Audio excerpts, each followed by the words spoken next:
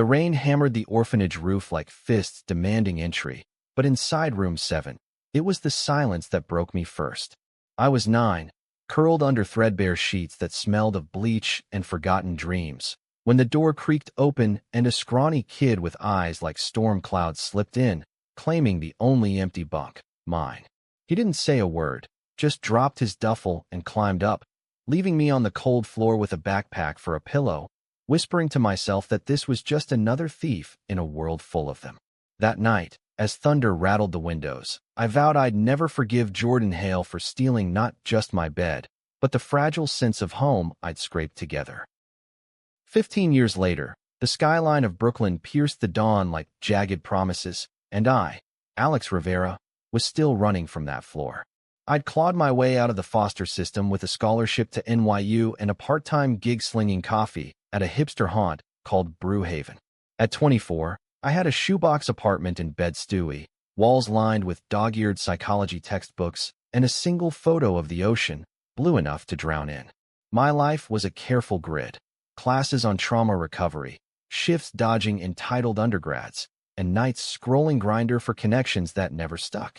I told myself I was fine, that the knot in my chest was just scar tissue from too many goodbyes. But fine was a lie, and it unraveled the morning he walked through the door, steam rising from the espresso machine like a bad omen. Jordan Hale, taller now, shoulders broad under a faded hoodie, that same mop of chestnut hair falling over eyes that scanned the room with predatory ease.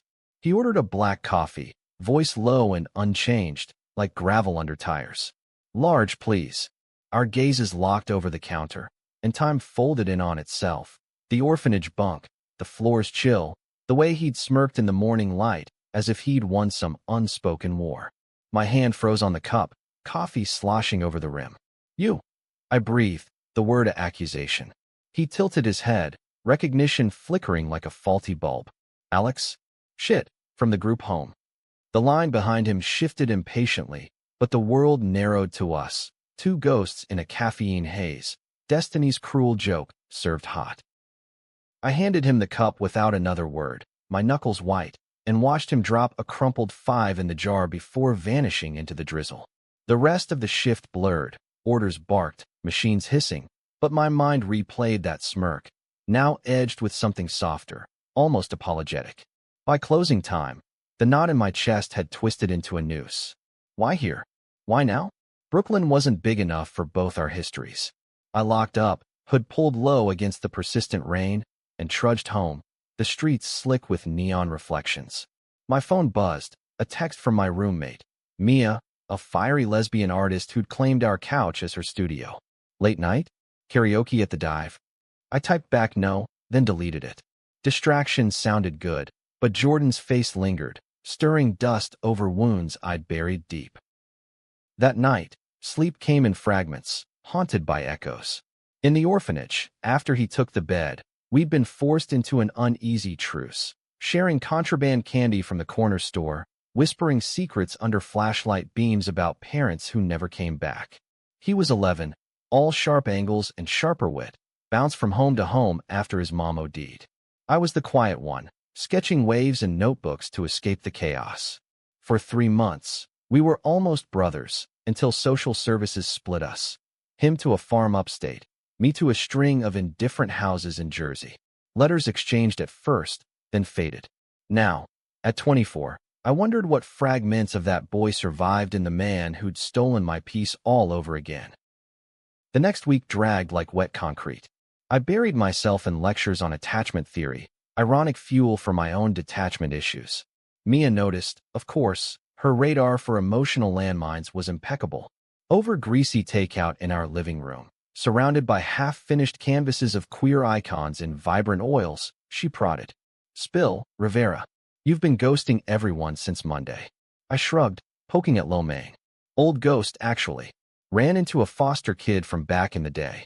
Her eyes lit up, fork pausing midair. "The plot thickens." "Cute." I snorted, but heat crept up my neck. Jordan had always been magnetic, in that dangerous way. "Complicated." She leaned in, voice dropping to conspirator. "Complicated is my love language. Tell me more." So I did, haltingly. The bed, the floor, the unspoken pact we'd broken when life tore us apart. Mia listened, then squeezed my hand. Maybe it's a sign. Universe loves a remix. I laughed it off, but her words burrowed. Signs. The universe had dealt me foster roulette, a string of almost families who bailed when things got real. My last placement, at 16, ended in a screaming match over my phase, the older brother catching me kissing a boy behind the garage. Out I went, into the system's maw again. I'd come out fully in college, finding solace in NYU's Queer Alliance. But trust? That was a luxury I couldn't afford. Still, Jordan's reappearance gnawed, a loose thread in my carefully knotted life. It pulled taut on Thursday, when he showed up at Brew Haven again, this time with a leather journal tucked under his arm. Peak hour chaos, hipsters demanding oat milk lattes, a barista calling out orders like gunfire. He slid into line, eyes finding mine across the steam. This time, he lingered after paying, leaning on the counter as if we had all day. Heard you're studying psych. Fitting. His voice carried a lilt, that upstate drawl softened by city grit. I wiped the espresso grounds from my hands, stalling. And you're? He flashed a grin, crooked and disarming. Freelance photographer. Shooting street art for a mag. Brooklyn's my canvas now. The irony stung. He, the thief of spaces, now capturing them. Small world. I muttered, sliding his cup over. Our fingers brushed, a spark jumping like static. He held my gaze a beat too long. Yeah, too small maybe. Coffee sometime. Off the clock. My pulse thrummed, a war drum in my ears. Say no, the smart part screamed, protect the walls. But the kid on the floor, the one who'd shared whispers in the dark, whispered back. Maybe. He nodded, jotting his number on a napkin before melting into the crowd. I crumpled it, then smoothed it out, pocketing the evidence. Mia crowed when I told her, dubbing it foster fate. But as I lay awake that night, staring at water stains on the ceiling, doubt crept in. What if he was just passing through, another transient in my transient life? The coffee meetup happened on a crisp Saturday, under the skeletal arms of Prospect Park's oaks. Jordan arrived early, 2 thermoses in hand, his brew, black and bold. We walked the paths, leaves crunching like confessions underfoot. He talked first, easing in with safe stories, upstate winters on the farm, learning to frame shots with a stolen Polaroid. That place saved me, he said, steam curling from his cup. Taught me to see beauty in the broken. I nodded, sipping, the bitterness grounding me. My turn came haltingly. Jersey suburbs, the parade of moms who baked cookies but couldn't handle my questions about identity. Coming out was like lighting a match in a powder keg, I admitted, voice low. Lost my last home over it. He stopped, turning to face me, expression shadowed by a low branch. The bed thing. I was a scared shit. New kid, didn't know the rules. Saw the empty bunk, thought it was fair game. His eyes searched mine raw. Never meant to screw you over, Alex. Wrote you letters after they shipped me out. Bounced back, undelivered. The admission hung, heavy as the autumn air. I swallowed, the old grudge cracking like thin ice. I got one. Then nothing. Figured you forgot. He shook his head, fierce. Never. You were the only one who got it, the quiet after the storm. We resumed walking, shoulders brushing occasionally, the proximity a quiet thrill. By the lake, he pulled out his journal, flipping to sketches of urban vignettes, graffiti hearts, shadowed figures in alleyways. This one's you, he said, pointing to a profile, guarded eyes, faint smile. My breath caught. Vulnerable. Seen. That vulnerability scared me straight home, where Mia ambushed with tea and interrogation. Details. Did he kiss you under the leaves? I flushed, batting her away. It's not like that. Yet. But it was brewing. That pull, like gravity reclaiming what it lost. Over the next weeks, Jordan became a fixture. Texts at odd hours with photo links. Accidental run-ins at the park. We delved deeper. His bisexuality unpacked in hushed tones over diner fries. My asexuality-adjacent leanings confessed during a midnight movie marathon at my place. Mia adored him, dubbing our trio the Found Family Files. For the first time, home felt less like a word and more like a warmth spreading from my chest. But shadows lengthened with the light. It started with a photo exhibit invite, Jordan's first solo show, Fractured Frames, at a Williamsburg gallery. I went, pride swelling as strangers murmured over his prints. Raw captures of queer joy amid concrete decay. He found me in the crowd, suit jacket slung over his shoulder, tie askew. You came. His hand grazed my back, a casual anchor. We circulated, champagne flutes clinking, until his mentor, a silver-haired photographer named Victor, cornered us. Jordan's got edge, Victor boomed, clapping his shoulder. Reminds me of my wild days, before I settled with the wife. Jordan tensed beside me, smile brittle. Later, in the alley behind the gallery, he lit a cigarette, exhaling frustration. Always the assumption. By guy's just a phase, right? Until I'm not convenient. I touched his arm, steady. You're not a phase to me. His eyes softened, and in that charged silence, he leaned in. Our first kiss, tentative, tasting of smoke and possibility. Soft, searching, a bridge over 15 years. The high crash Monday. At Brew Haven, a regular, broad-shouldered frat type named Kyle leaned in during a lull, voice laced with false camaraderie. Saw you at that queer art thing. With that photographer dude. Real progressive, man. His laugh grated, eyes flicking to my name tag. Didn't peg you for. He trailed off, the word unspoken but heavy. That. I stiffened, pouring his Americano with deliberate calm. For what? Kyle shrugged, grabbing his cup. You know, it's cool though. Live and let live. But his gaze lingered, judgmental, and by shift's end, the knot was back, tighter. Was this the cost of visibility? Paranoia bloomed. Every customer a potential whisper, every glance a verdict. I pulled back from Jordan, texts going unanswered, coffee dates dodged with busy excuses. He persisted gently, a photo slipped under my door. Us by the lake, blurred but beautiful, caption don't fade out. Mia called me out over breakfast, her pancakes cooling untouched. You're spooking, Alex. Talk to him. I paced, words tumbling. What if it's too much? The stares, the questions. I'm tired of explaining myself. She gripped my wrist, fierce. Then don't. But hiding? That's the real thief. Her words echoed as I texted him. Park. Now.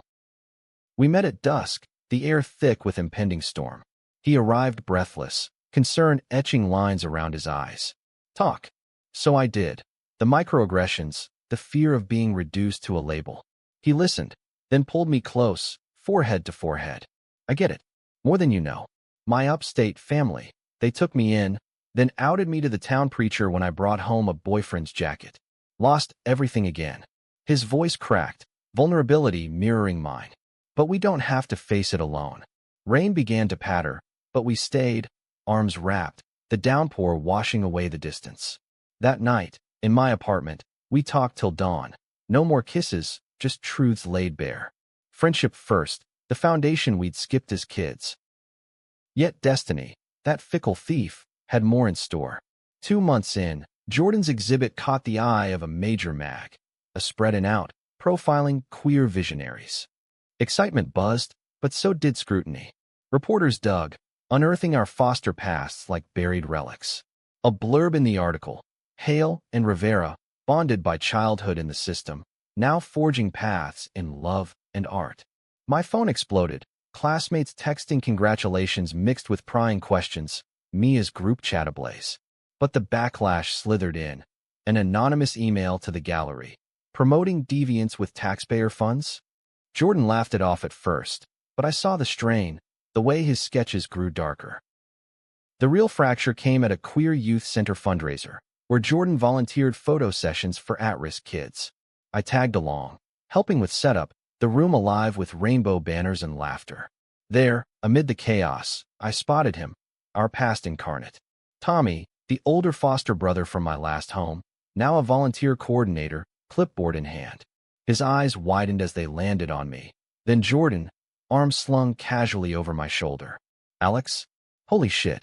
His hug was genuine, but questions followed in the break room. You two? Together? After everything? I tensed, old wounds reopening. Tommy had been the one to catch me that night, his report sealing my exit. Yeah, everything. He nodded slowly, processing. Good for you. I was a dick back then, scared kid myself. Dad's homophobia rubbed off. Apology hung, tentative bridge. But bridges burn. Later, as Jordan snapped candids, Tommy pulled me aside. Heard about the article. Watch your back. Some folks from upstate, Jordan's old crew, they're stirring shit online, calling him a fraud, saying the systems taint shows in his work. My stomach dropped. A quick search on my phone confirmed it. Trolls dissecting his photos, dredging foster records. One post venomous. Stolen beds, stolen lives. Queers ruining art. Jordan found me pale-faced in the corner. What?